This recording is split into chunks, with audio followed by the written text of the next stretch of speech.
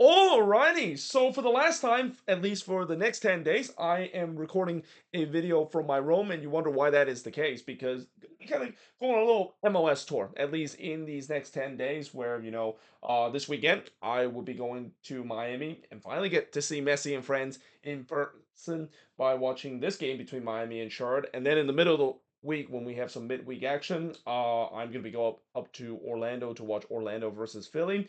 And then to wrap it up, in terms of the next weekend's matchup, I'll be going to St. Louis to watch St. Louis City versus the Houston Dynamo. I might think about making a post game reaction to in terms of some of these games. I might not, depending on situation. But either way, get a chance to basically take off a couple of MLS Stadium off the list. Well, actually, I've been to Chase Stadium before a couple of years ago, but I definitely will check off intern.co and then City Park, of course.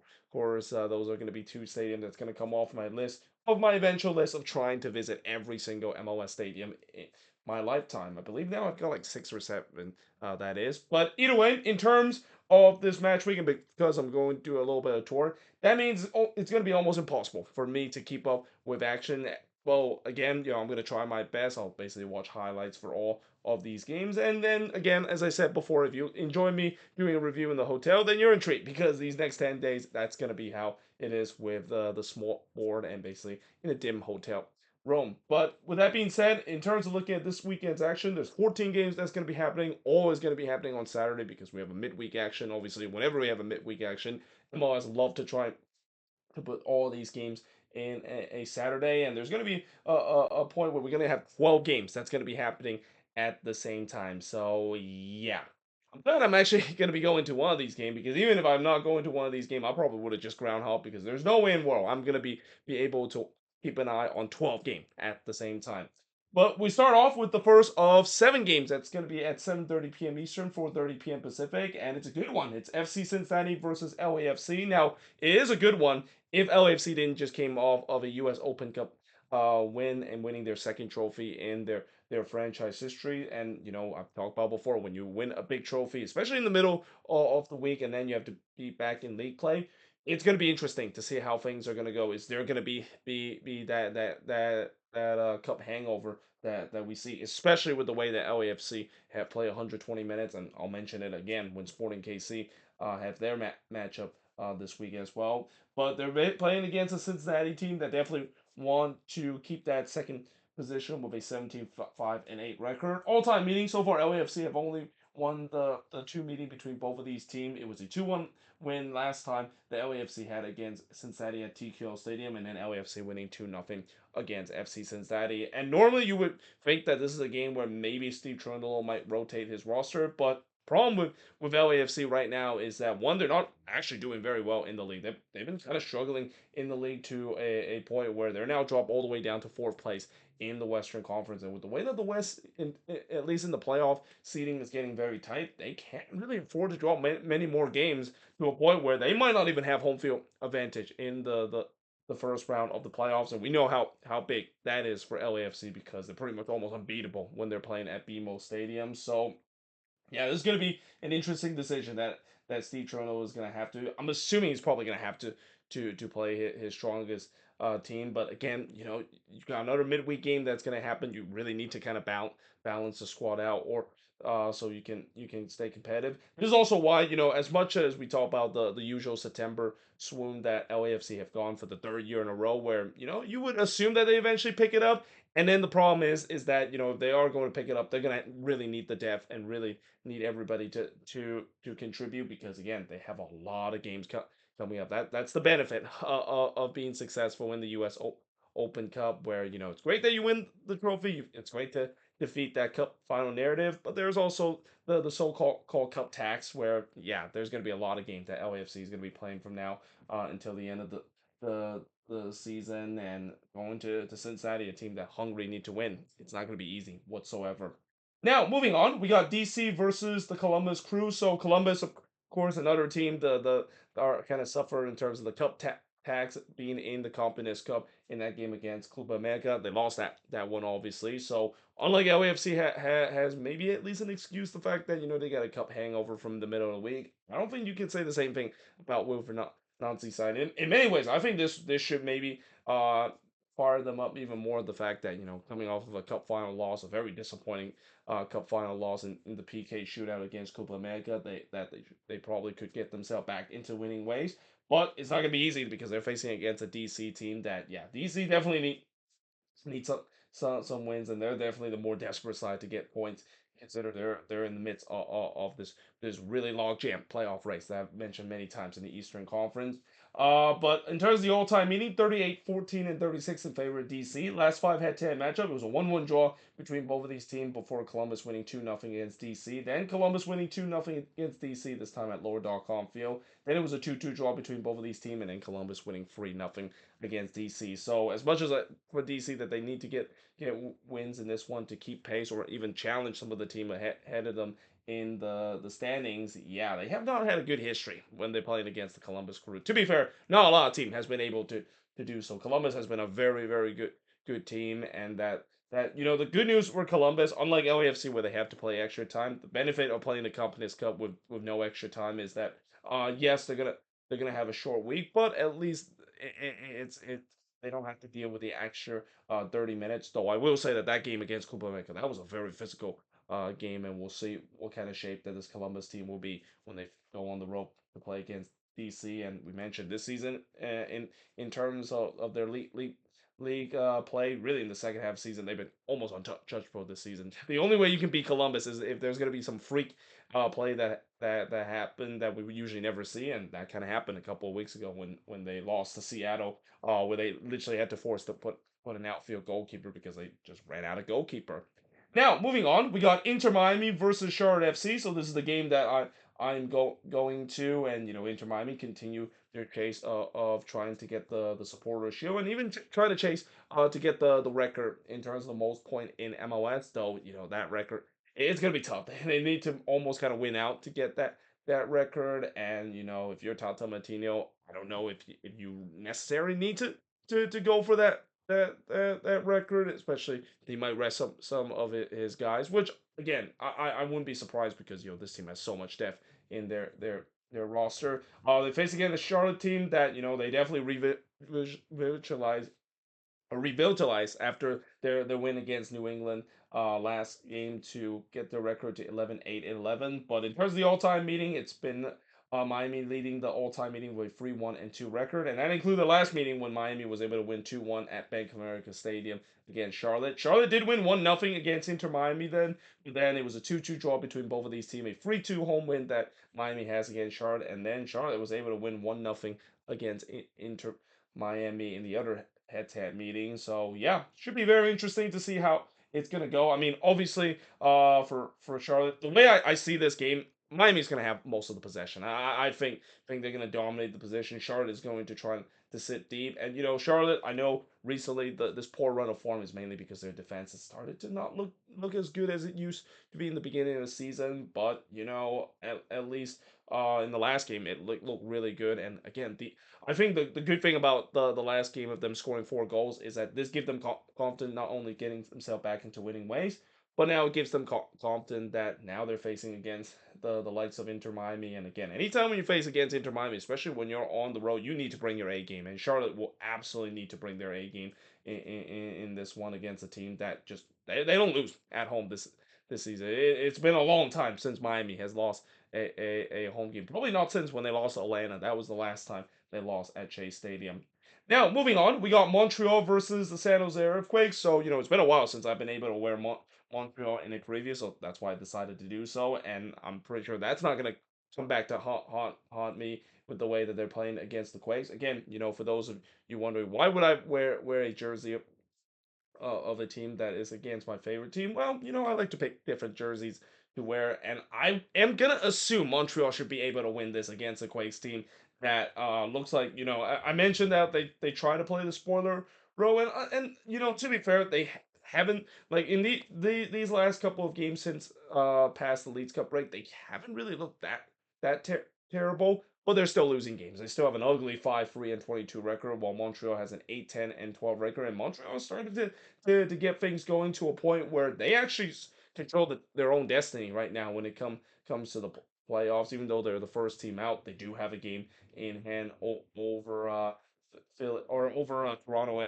FC because Toronto actually have play one more game than the team below them. And keep in mind, I think Toronto also don't play on decision day, so that could be a big factor to come in to play. But in terms of the all-time meeting, 6-2 in favor of Montreal, and the last five head-to-head matchup, Montreal has pretty much dominated the last five head-to-head matchup. Well, I say that they did win 2-1 on the road against the Quakes before a 2-0 home win against the Quakes. They did lose 1-0 against the Quakes on the road, but they did win 3-1 at home against the Quakes, and then it was a 1-1 draw between both of these teams. And again, this Montreal team, they play much better, at least in the last couple of games. It feels like ever since they broke that really bad run of form, they started to gain some confidence, and I think they're now on a three-game unbeaten streak coming into this one, and against the worst team in the league. I mean, if you're gonna trying to make a playoff push, you have to beat the worst team in the league. I mean, there's no excuse. If you do not beat the worst team in the league, you do not deserve to make it to the playoffs. So we'll see whether or not if Montreal can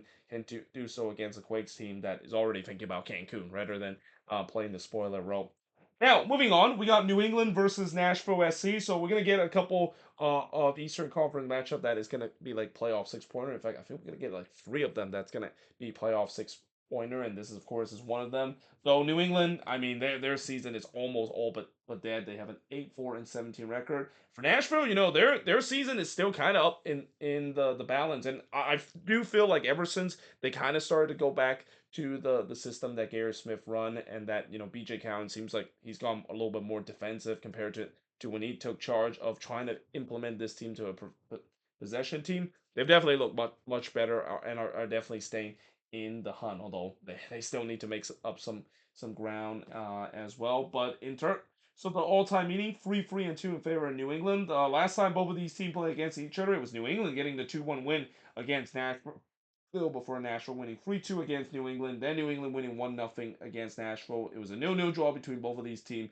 and then Nashville winning 2-0 against the New England Revolution. One other thing I want to say about this game, I don't expect there's going to be a lot of goals that could be scored in this game. Both of these teams are known to score a lot of goals, and especially with the way that Nashville have gone a little bit more defensive. They haven't. Well, I say that they have scored goals. I mean, Sam Surridge has found his good form, and they're hoping that that's going to continue for the rest of the season if they want to make a late playoff push. But either way, this is a big game for both of these teams. I mean, for New England, if they lose this, they might as well just call it a season because this team is heading the wrong direction at the worst time possible. And as I mentioned, I don't want to always count the team out because somehow these teams could even at the bottom of the standing in this crazy playoff race in the Eastern Conference, they pull off a big win out of nowhere and get themselves back into the race. But it does feel like if New England does lose this one, they're done. I think it's simple as that. Now, moving on, we got the Hudson River Derby between the Red Bulls and NYCFC, and this is, of course, the first of two big derbies that we're going to have. We'll talk about another derby that's going to be happening in the Midwest in just a bit. But yeah, in the Hudson River Derby, the Red Bulls have a 10-14-6 record, whereas NYCFC have an 11-8-11 record. And by the way, if the Red Bulls draw like for all their game for the rest of the season, they would actually tie with Nashville and the Chicago Fire for the most draw in the season. And in a season where I thought St. Louis was going to break that record somehow in some way. I mean the Red Bulls, I mean, they have had 14 draws, which again, a lot of that is mainly because of the inefficiency in front of goal, and their finishing has been pretty much by far the worst in the league. But in terms of the all-time meeting, 15-4-9 in favor of the Red Bulls. Though the last time both of these teams play against each other, NYCFC was able to win 2-1 against the Red Bulls. Then it was a 0-0 draw between both of these teams before the Red Bulls did win 1-0 against NYCFC. Then NYCFC won 2-0 against the Red Bulls, and then NYCFC winning 1-0 on the road against the Red Bulls. And I think NYCFC has definitely done better against the Red Bulls. Remember in the beginning of this New York rivalry that it seems like the Red Bulls seems to always dominate this rivalry. They always paint New York red, but recently New York has been more blue, and that we'll see whether or not that is the case. I mean, this is still a big game in a way where both of these teams, they're not doing very well at all to really think that they're going to go deep into the playoffs. In fact, if the playoffs start right now, I think both of these New York teams is probably going to be one and done. except if they do play against each other, because there's nothing that inspire me thinking that both of these teams could win their respective best of three series. But yeah, we'll see how this game, of course, will turn out. I think they're also right next to each other as well. So technically, they won't be one and done if that is the case, because I think they're fourth and fifth position. They would have literally played against each other in the first round of the matchup. If that is the case, man. Sign me up. I mean, that would be an interesting kind of meeting. Even though the New York Derby has never been a rivalry that's known for high scoring affair like what we see with El Tráfico and even the Hell is Real Derby, but definitely a very tactical kind of meeting, and I expect this could be the same case. It should be low scoring, like what we always see in the New York Derby. Then we move on into another big 6 pointer in the playoff position, and that of course is the Philadelphia Union and Atlanta United. So there's no doubt that out of all the teams that is in this playoff hunt, I think Philly is probably the one that you can say that safely that maybe they pretty much have their spot clinched. And I don't want to jinx this for Union fans, but they're definitely look like the team that is more likely going to be grab at least one of those two remaining spots in the playoffs, and a team that could maybe go on a bit of a run in the playoffs as well out of all those teams, because I know some people will say, well, those two teams they're going to get absolutely shredded in the first round against the top seed team, and they get the Inter Miami invitational as a result. But I do think that out of all those teams, the Union might give Inter Miami a little bit of a tough time, especially the last time when the Union played against Miami. They play well against Miami even on a losing effort. Now they play against Atlanta United. That, yeah, Atlanta has been kind of mediocre. They're another team that I can't tell if they're still in it or not. They've been very mediocre with an 8-9-13 record. All time meeting 6-5-6 is the all time meeting. Last five head-to-head meeting, it was a 2-2 draw between both of these teams. A 3-2 home win that the Union has against Atlanta. Atlanta has two. Then had a 3-0 win against the Union. Then it was a 0-0 draw between both of these teams, and then the Union winning 4-1 against Atlanta United. Remember when this matchup also used to be one of the most heated matchup when all these both of these teams were really good and were considered to be near the top of the Eastern Conference. Man, has time has changed with how this season has gone for both of these teams. But there's no doubt that both of these teams would look to try to salvage the season. And again, knowing that the Union has been in a better form compared to Atlanta United, you would expect the Union should be able to get the win and getting closer in terms of being one of those two wild card team in the playoffs. Now, moving on, we got Austin versus RSL. So Austin, their playoff hope is pretty much dwindling.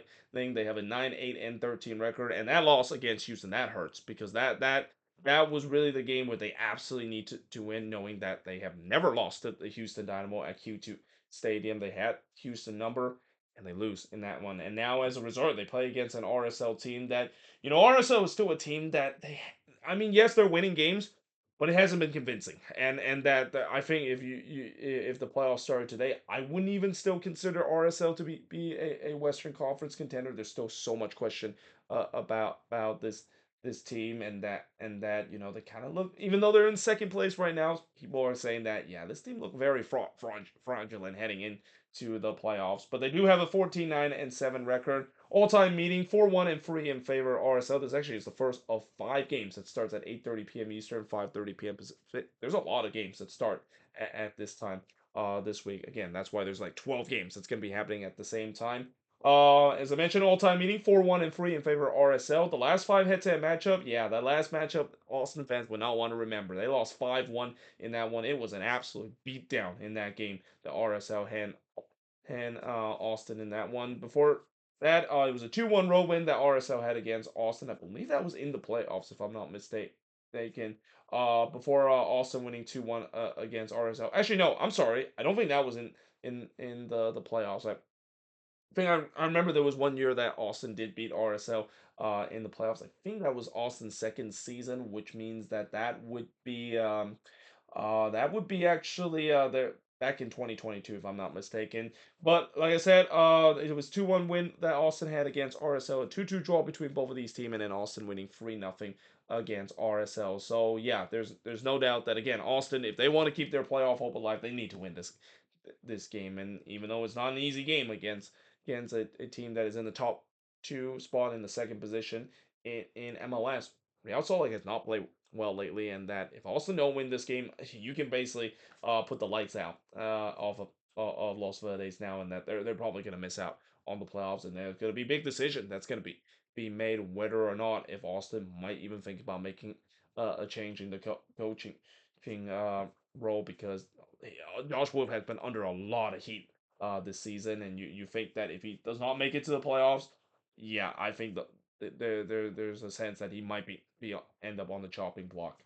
But that being said, I am now going to switch boards, and in fact, let's do it live right now while we switch the board. As I said it earlier in the video, where I do sometimes do this live, and why not do this live as we speak? So yeah, the next match we got Chicago versus Toronto FC. So this is another game that is considered to be a playoff six-pointer. And for Toronto, yeah, all of a sudden now it seems like their playoff hope is kind of dwindling a little bit.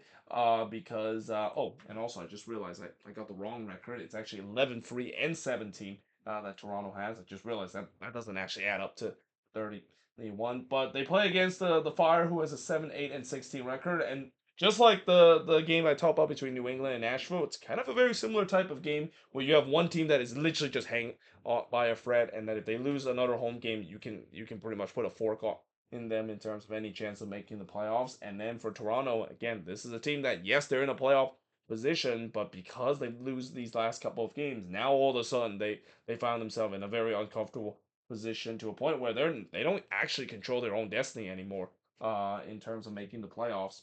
Now, in terms of the all-time meaning, 14, 12, and 12 in favor of Toronto. In the last five head-to-head matchup, it was a 4-1 win that the Fire had against Toronto. That was probably the best performance that the Fire has looked on the road in a very long time. Before, it was a 1-0 home win that Chicago had against Toronto. Then it was a 0-0 draw between both of these teams before Chicago winning 2-0 against Toronto, and then Toronto winning 3-2 against the Chicago Fire. So I'll just echo the same thing I said in the New England and Nashville game. This is a game that both of these teams need to win, with one team that needs to win this game if they want to keep a dim playoff hope alive, and then the other team needs to win not only to stay in the playoff race but get themselves in a position, or maybe even get themselves back in a position for TFC to still control their own destiny, because like I said, they don't actually control their own destiny even though they're currently in eighth place and is above the red line, and I believe they're the only team to not be playing on decision day, which is that's kind of brutal considering the fact that with the uneven amount number. The good news is next year it's gonna be different. Next year, because of the even amount of teams, we won't have that issue where one team won't be able to participate in decision day because of the odd number of teams. Now, moving on, we got FC Dallas versus Orlando City. So Dallas, they're a team that is also kind of in the playoff race. Now they did get a big win in the last game against LAFC, at least keeping that 5 point gap. And as I mentioned in a bit, Minnesota has kind of have a tough schedule coming up in these next couple of games. So Dallas can have a chance to still catch up to Minnesota, but if they want to do so, they themselves had to take care of another tough opponent, that is Orlando City. Orlando, of course, 12-7 and 11, and are looking to try to get themselves back into winning ways after losing in that 4-3 win, or losing in that 4-3 game against Columbus, and not to mention they're also one of the best road teams this season. But in terms of the all-time meeting, Orlando has had problems against Dallas. Dallas actually has Orlando number with a 4-2-1 record, and that includes the last time both of these teams played against each other, where Dallas was able to win 3-1 on the road. Again, it's not very often Dallas wins on the road, so when they win on the road, they have a number against you. Before, it was a 0-0 draw between both of these teams, before Orlando winning 2-0 against Dallas, then Dallas winning 2-0 against Orlando, and then a 0-0 draw between both of these teams. Obviously, Orlando will want to get themselves back on track. I still think that this is a team that, with how hot that they've been, and with the way that they really pushed the Columbus Crew to its brink in their last game, this is going to be a dangerous team heading into the playoffs. But for Dallas, they need to win this game. I mean, it's pretty clear that for the remaining of the home game, they have to win, because they know they suck on the road, and they don't get a lot of win on the road. And again, this is where not only they need to win their home games, but you kind of had a sense they also need to win some of their road games as well if they want to close in the gap of Minnesota, because I don't think that with the way that if Dallas win the rest of the home game, and let's say if Minnesota just lose out the rest of the way, I don't think that's still enough for them to make it into the playoffs. So yeah, again, it's a home game. It's a must win game for Dallas, knowing how bad they are on the road, but it's not going to be easy against Orlando City, and they don't get that benefit unlike last week when they played against LAFC, when LAFC was pretty much putting a second team to to to punt that game and rest up for U.S. Open Cup play. Now, speaking of Minnesota, they get to play against the Colorado Rapids. So Minnesota 12-6-12, whereas Colorado is 15-5-10. Now, normally, when you're playing at home, you have a good chance of winning, but that's not been the case for Minnesota. It hasn't been the case for the last two seasons, so I'm a little nervous about this one. I mean, they've shown once again, like last season, they can win on the road. They're one of the best road team this season, but at home, man, it's been a while since Minnesota has won a home game. I think the last time they won was against the Quakes, and that was before the Leeds Cup break. But in terms of the all-time meeting, 8-3-7 in favor of the Loons. And to be fair, Minnesota has had a pretty good record against Colorado. I think the only time I remember they lost to Colorado at Allianz Field, there was like one year where Colorado was able to win 3-0 against Minnesota, but that was the only time they were able to walk away with 3 points at Allianz Field. Though keep in mind, this is a different Colorado team. This is a Colorado team that look red hot right now, and that last game kind of shows you how after that they suffered that 4-1 loss against Sporting KC. That felt like it was an outlier. It feels like they're still back to where they're being a potential MLS Cup contender with how good they been playing under Chris Armas. But the last five head-to-head matchup, it was a free draw that last time both of these teams played against each other in a game where Minnesota absolutely should have lost that game. Colorado was all over them in that one. It was a miracle that they got a draw out of that game. Before it was a 3-0 win that Minnesota has against Colorado. I think I went to that game if I remember last year, and that was when the Rapids were just absolute horrendous. Then Minnesota won 2-1 on the road against Colorado before Colorado winning 4-3 against Minnesota. Then Minnesota winning 3-1 against the Colorado Rapids itself. So yeah, again for Minnesota, I know they have a buffer in terms of the play, in terms of them and Dallas, but I still think that they need to win at least one or two more games if they want to secure themselves into the playoffs, and they need to get their home form turned around. I mean, it must be frustrating being for those fans at Allianz Field, and if I would have been frustrated too if I go week in and week out at Allianz Field to see this team lose. I mean, I want to sing Wonderwall at Allianz Field. I'm pretty sure all those fans want to sing Wonderwall as well, but it just hasn't happened a lot, just like last season because of the poor home form. And it's this game doesn't help when they are playing against one of the hottest teams, that is the Colorado Rapids. Now, moving on, we got St. Louis versus Sporting KC. Now, St. Louis technically is still alive in the playoff race, even though they are behind Sporting KC mainly because they do have a game in hand, and that final game of the season that St. Louis is playing is against Minnesota. But if St. Louis does lose this game against Sporting KC, yeah, St. Louis is officially done, and I think that's kind of what SKC is thinking. Is that hey, we both are about to get eliminated, so if I'm eliminated, I'm gonna drag you down with me. And I think that's kind of the message that Peter Vermees is gonna give it to his team about St. Louis, probably on the verge of not making the playoffs this year. In terms of the record, and this is actually wrong. It's actually 6-13-11 in favor. Is the record, and then Sporting KC is 8-7-16. Keep in mind, Sporting KC fresh off of that U.S. Open Cup final loss, and they had to go on the road for that one as well. So it's kind of a double whammy, the fact that they not only lost that cup final, but they also are playing on the road, unlike Columbus is, of course, playing at home, and now they have to travel on the road again in a short week. And after playing an incredible, exhausting 120 minutes. All-time meeting 3-2-2 in favor of Sporting KC.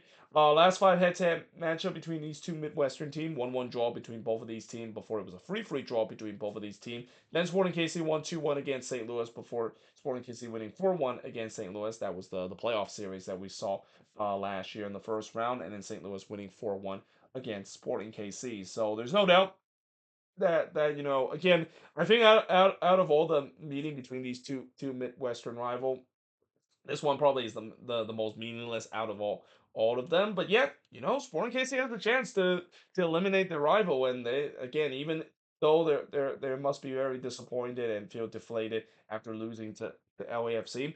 This is a good way for them to re-energize now, because how can you not be up for it when you're facing against your biggest rival, even if it's on a short week. So we shall see how this game, of course, will turn out. Now, moving on into the two late games, which is the Seattle Sounders versus the Houston Dynamo. So Seattle 13-8-9, whereas the Dynamo is 13-9-8. And again, this game and the Vancouver and Portland game are the one that is the late start, 10:30 p.m. Eastern, 7:30 p.m. Pacific. Yeah, because now I'm gonna be in the East Coast, I'm definitely gonna be feeling that effect. I have to stay up very late into the night to watch these games as well, from the hotel. But in terms of the all-time meetings, 17-8-6 in favor of Seattle, and I'll talk about this game that is. But the last five head-to-head matchup, and really, you would assume that the Dynamo should be feeling confident heading into this game against Seattle, because they've been playing very good this season on the road. They're one of the best road team this year between them and Minnesota. And Seattle has been kind of a little bit iffy this season at home. But when you look at the last five head-to-head matchup and the all-time meetings, Seattle probably may be feeling confident against the Dynamo, because they have had the Dynamo number lately. It was a 2-2 drop over these team play earlier this season before Seattle winning 1-0 against Houston. Then the Sounders won 1-0 on the road against the Dynamo before Seattle winning 2-1 against Houston. And then Seattle winning 1-0 against the Houston Dynamo. So it's been a while since the Dynamo has been able to figure out Seattle. And as we've seen before this season, when one team has your number, they have your number for a reason, and probably are going to get the win. So Seattle would feel like this is a chance for them to get the win, to get themselves maybe a chance to get back into that conversation of finishing in the top four. And again, it's important to finish in the top four, because not only you get home field advantage in the for first round, you could maybe still get a chance to get home field advantage in the second round as well, depending on how things goes. But yeah, we'll see how this game is going to turn out. This should be an interesting game, and a game that maybe a preview of what we will see in playoffs as well, because both of these teams are not that far away to the point where they could face off against each other in the first round or even in the second round of the playoffs, depending on how the seeding is going to work at the end of the season out in the West. And another matchup that we could also see in the playoffs, it's Vancouver versus the Portland Timbers. So Vancouver will be 13-7-9 record, whereas the Timbers have a 12-8-10 record. There's no doubt that I'll definitely maybe be keeping an eye on this game more than this one. I mean, no offense to this one, but literally the last two games that the Portland Timbers had, it's been must-watch TV. I mean, they have now started to reach LA Galaxy level of entertainment when it comes to watching them play week in and week out. But the Timbers have a 12-8-10 record, whereas Vancouver has a 13-7-9 record. All-time meaning 18-8-12 in favor of the Timbers. Last five head-to-head matchup was the Timbers winning 2-0 against Vancouver. Then Vancouver winning 3-2 against the Timbers before Vancouver does the same thing, this time on the road against the Timbers. Then the Timbers winning 3-1 against Vancouver before Vancouver winning 1-0 against the Portland Timbers. And judging by the last five head-to-head matchup, there's really not much in it between both all of these teams. And again, with the way that both of these team has been pretty good this season on the attack, especially the Portland Timbers. I mean, they are just been on fire on the attack, lead by a guy called Evander that is really making his case of potentially winning the MVP this season. Something tells me this could be a high scoring game. Something tells me there's going to be a lot of scoring and a lot of crazy the MLS after dark kind of shenanigans that could happen in this one. But there you have it. That is pretty much it in terms of the preview of these weekends' action. And again, when it comes to when I'm on vacation, I don't know if I'm going to have enough time to also do previews and reviews. I'm going to try to do so if I can, but if not, it is what it is. I mean, I can definitely do review, but when it comes to preview, it will be interesting thing to see if I have enough time. And also, I gotta also do some news of the week episode as well. Maybe even do some important news as I'm on vacation. But again, yeah, should be very exciting for me, at least going on a little bit of a tour around the country in terms of seeing some new stadiums or existing stadium that is going to be that is the case so on Saturday. But either way, hope you guys enjoyed this video. If you do, make sure to like, smash the subscribe button. As always, let me know in the comments below what do you think of these games and also the other 8 games on the board, as crunch time is starting to happen. I mean, it's hard to believe, but in turn after this weekend's action, we are now into October, and when the season is October, you know that we are very close in terms of decision day, and there's just so many decisions that still is made. The Eastern Conference playoff race is wild. The Western Conference seeding is also pretty wild itself. Should set up another interesting decision day that we'll see in just a couple of weeks. But until then, hope you guys enjoyed this video. If you do, make sure you guys leave a like, smash the subscribe button, and yeah, I of course will see you guys next time.